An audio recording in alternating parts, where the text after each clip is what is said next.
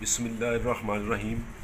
Dear students, आज हम chemistry 10th class की चैप्टर नंबर 9 यानी पहले चैप्टर का दूसरा लेसन पढ़ेंगे, लेसन नंबर 2।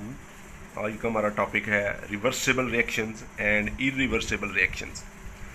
रिवर्सिबल रिएक्शंस जैसे कल भी हमने पढ़ा था, ऐसे रिएक्शंस होते हैं जिसमें रिएक्टेंट से प्रोडक्ट बनते हैं और फिर प्रोडक्ट्स आपस में मिलकर रिएक्टेंट बनाते हैं। यानी ये फॉरवर्ड डायरेक्शन में भी जाते हैं, रिवर्स डायरेक्शन में भी जाते हैं।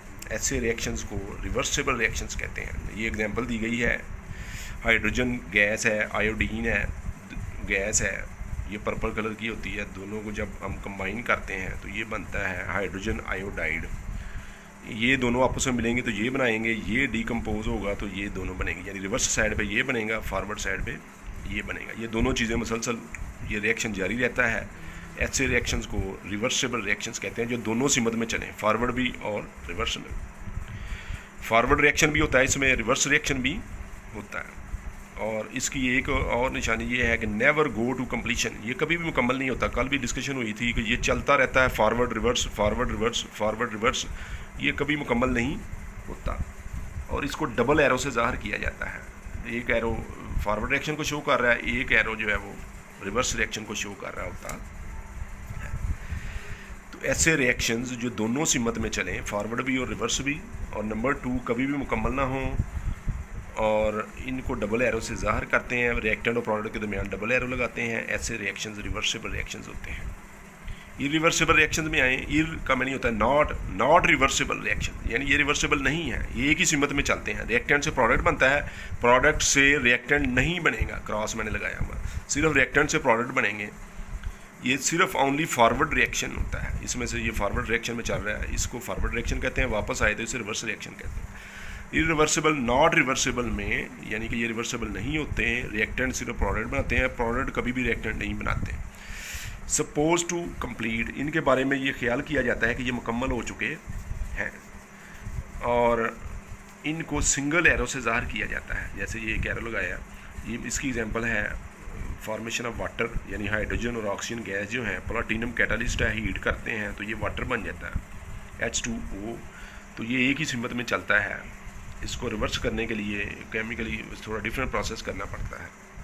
तो ये एक ही सिमत में चलते हैं, रिएक्टेंट से सिर्फ प्रोडक्ट बनते हैं और ये मुकम्मल रिएक्शन हो जाते हैं। इनको हम कहते हैं इरिवर्सिबल रिएक्शंस। ये जो रिवर्सिबल होते हैं ये कभी मुकम्मल नहीं होते, क्योंकि फॉरवर्ड और रिवर्स हमेशा जारी रहते हैं। ठीक है जी, ये तो डिफरेंस था रिवर्सिबल और इरिवर्सिबल। अब एग्जांपल्स की मदद से हम रिवर्सिबल रिएक्शन को एक्सप्लेन करते हैं कि रिवर्सिबल रिएक्शंस जो किताब में 2 एग्जांपल दी गई हैं, हाइड्रोजन गैस और आयोडीन गैस को जब आपस में मिलाएं, एक ये देखें फ्लास्क है, इसके अंदर हाइड्रोजन गैस आयोडीन गैस डाल दी, इसको ऊपर से बंद कर दिया, हीट करेंगे तो ये दोनों आपस में कंबाइन होंगी। इसका कलर चूँकि पर्पल होता है आयोडीन का, तो ये पर्पल कलर हमें नज़र आएगा यहाँ पे। हीट करेंगे तो हाइड्रोजन आयोडाइड बनेगा। ये दोनों आपस में इस सिमत में जो रिएक्शन हुआ है इसे कम्बिनेशन कहते हैं, यानी दोनों आपस में कंबाइन हुए हैं, कम्बिनेशन बना है और HI हाइड्रोजन आयोडाइड बना है। हाइड्रोजन आइड जो है आयोडाइड है, इसका कलरलेस, ये इसका कोई कलर नहीं होता। अब पहले तो ये पर्पल था, जैसे जैसे रिएक्शन जो है ये आगे चलेगा पर्पल कलर जो है फेड होता जाएगा, यानी कि वो कम होता जाएगा, हल्का बिलोश रह जाएगा, पर्पल रह जाएगा अंदर। तो एक वक्त आएगा अब कलर चेंज होना बंद हो जाएगा, जितना चेंज होना था वो हो चुका। अब रिएक्शन जो है वो एक इक्विलिब्रियम स्टेज पे आ जाता है कि वही जो चीज़ जितनी बननी थी वो बन चुकी।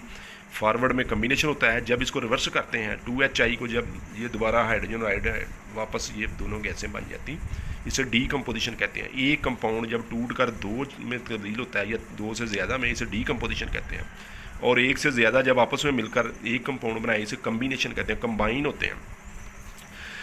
तो जब ये रिवर्सिबल रिएक्शन स्टार्ट हुआ था, पहले ये सिर्फ पर्पल कलर था, आसा आसा फ्लास्क के अंदर इसका कलर जो है बहुत कम रह गया, हल्का पर्पल रह जाता है क्योंकि हाइड्रोजन आयोडाइड बन गया।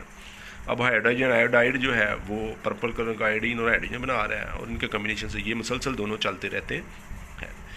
इसको जब दोनों रिएक्शंस को फॉरवर्ड और रिवर्स रिएक्शन को इकट्ठा करके हम लिखते हैं तो ये डबल एरो लगाते हैं इस तरफ और इस तरफ। ये फॉरवर्ड को शो कर रहा है, ये रिवर्स को शो कर रहा है। एग्जाम्पल नंबर 2 ये है कैल्शियम कार्बोनेट, चूने का पत्थर। ये चूना जो घरों में चूना करते हैं हम, चूने का पत्थर, इससे चाक भी बनता है, ये वही पत्थर है, इसका पाउडर फॉर्म में आपने देखा हुआ। इसको जब हीट करें तो कैल्शियम ऑक्साइड बनता है और साथ CO2 कार्बन डाइऑक्साइड गैस बनती है, ये एरो का मतलब है ये कि हल्की होने की वजह से ये उड़ जाती है। इसको कहते हैं डीकम्पोजिशन, यानी एक कंपाउंड टूट कर एक से ज़्यादा हिस्सों में तब्दील हो गया, ये डीकम्पोजिशन है। और दूसरा हिस्सा इसका होता है रिवर्स, यहाँ ये दोनों आपस में मिलेंगे, ये बनेगा CaOH का मतलब सॉल्ट है, ये सॉल्ट होता है, CO2 ये गैस है, दोनों मिलते हैं CaCO3 बन जाता है, यानी इसका रिवर्स होता है। इसे ये दोनों चीज़ें कंबाइन हुई हैं, इसे कम्बिनेशन कहते हैं। अब इसको इकट्ठा करके जब लिखेंगे, दो चीज़ों को कंबाइन होने से ये कम्बिनेशन फॉरवर्ड रिएक्शन और ये रिवर्स रिएक्शन बना है। तो ऐसे रिएक्शन जो दोनों साइडों पे चलते हैं, जिसमें दोनों पॉसिबिलिटी होती हैं कि रिएक्टेंट से प्रोडक्ट बने और प्रोडक्ट से रिएक्टेंट बने, ये रिवर्सिबल रिएक्शन होते हैं। अभी मैं आपको किताब में से बताऊंगा कितना पोर्शन आपने जो है वो आज के लिए तैयार करना है। ये देखिए किताब का पेज नंबर 2 है, इसमें ऊपर हेडिंग लिखा हुआ है reversible reaction and dynamic equilibrium. Dynamic equilibrium के बारे में हम कल पढ़ेंगे, आज मैंने आपको बताया रिवर्सिबल रिएक्शन क्या है, उसकी एग्जांपल्स क्या है। ये आपने यहाँ से लेकर ये मैंने नंबर ऊपर सवाल भी लिखे हुए हैं, ये सारा याद करना है।